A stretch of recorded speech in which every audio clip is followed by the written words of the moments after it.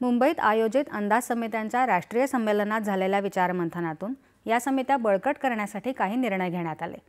या संमेलनाच्या समारोपानंतर लोकसभा अध्यक्ष ओम बिर्ला यांनी घेतलेल्या पत्रकार परिषदेत त्या संदर्भात अधिक माहिती दिली।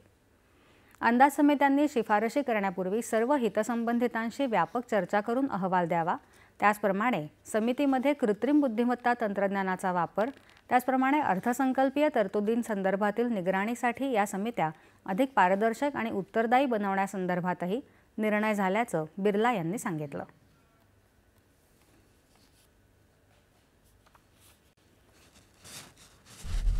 आने वाले समय में इन सिफारिशों को हम और नीतिगत रूप से बेहतरीन बनाएं, इनकी कार्यकुशल समिति की और बेहतर हो, संसद सदस्य और विधानसभा सदस्यों की कार्यदक्षता में और बेहतरीन दक्षता हो, टेक्नोलॉजी के युग के अंदर किस तरीके से टेक्नोलॉजी का उपयोग कर हम राज्य और केंद्र में वित्तीय पारदर्शिता,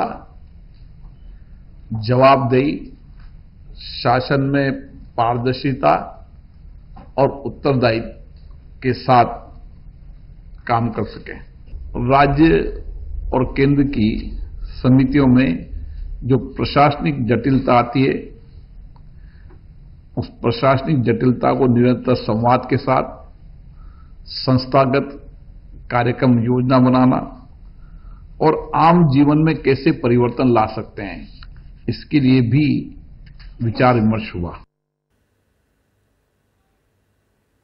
या 2 दिवसांच्या परिषदेत तंत्रज्ञानाचा वापर करून अधिक पारदर्शकतेने कशा प्रकारे काम करता येईल, त्याचप्रमाणे अर्थसंकल्पीय तरतुदींच्या देखरेखीसाठी अधिक प्रभावी काम करण्यासारख्या सूचना पुढे आल्या, असं बिर्ला यांनी सांगितलं। अंदाज समित्या अधिक बळकट करण्यासाठी संस्थात्मक प्रणाली विकसित करणं, समित्यांच्या कामाची प्रसिद्धी, कालबद्ध कामकाज आणि राज्य आणि केंद्रानं एकत्रितपणे प्रशिक्षण कार्यक्रम आयोजित करण्याबाबत निर्णय झाले, असं त्यांनी सांगितलं।